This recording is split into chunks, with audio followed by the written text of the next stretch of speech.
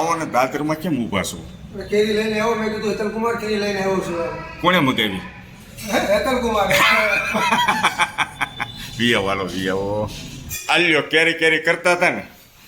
આ લોકો થાકતા જ નથી કેરી ખાવાથી. જો મહેશભાઈ કેરી બતાવી જો તો દોસ્તો એવું કહે છે કે અત્યારે કેરી ન હોય.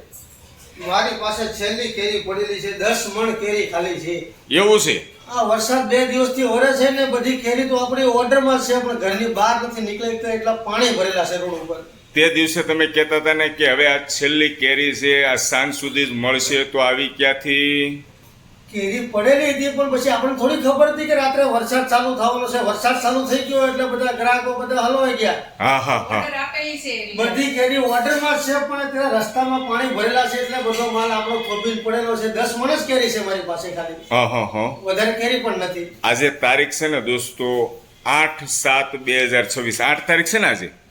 બુધવારના દિવસે આ ફળ બતાવે છે મહેશભાઈ. આ ટાઈપનું ફળ છે, કેરી આ ટાઈપની છે અને બધી પાકી કેરી છે, કાચી કેરી નથી. આ અડધી કાચી પાકી લાગે છે. બધી પાકેલી જ કેરી આવશે. બાકી 5 દિવસ સુધી કેરી ખરાબ નહીં થાય. નહીં થાય.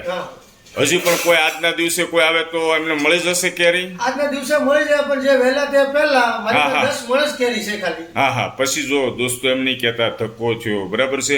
ઉપર નંબર આપી દઈશ મહેશભાઈ, એટલે તમારી સાથે વાત કરી લઈને કોઈ કેરી ખાવાના શોખીન હોય એને એમ થાય હવે છેલ્લી ખાઈ લઈ તો તમારો સંપર્ક કરશે.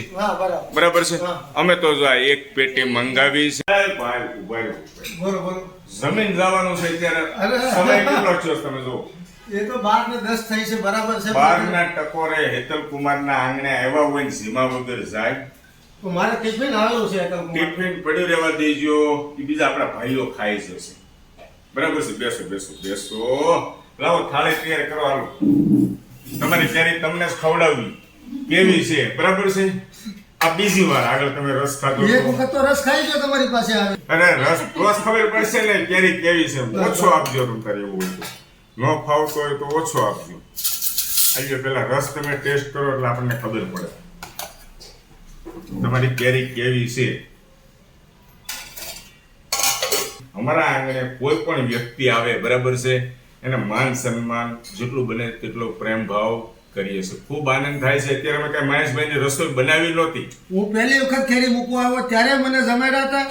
અત્યારે પાછો કેરી મૂકવા આવ્યો તો મને પાછા જમવા બેહાડી દીધા. બોલો. એક બે વ્યક્તિની રસોઈ વધારે જ હોય છે અને મારે જમવાનું બાકી હતું. ઘરના બધાએ જમી લીધું હતું તો અમે બે જોડે જમશું. સૌ મિત્રોને જમવાનું ચાલુ કરો. રોટલી તો આવે છે ને, રોટલી આપો. રોટલી બને છે. જય શ્રી કૃષ્ણ. જય શ્રી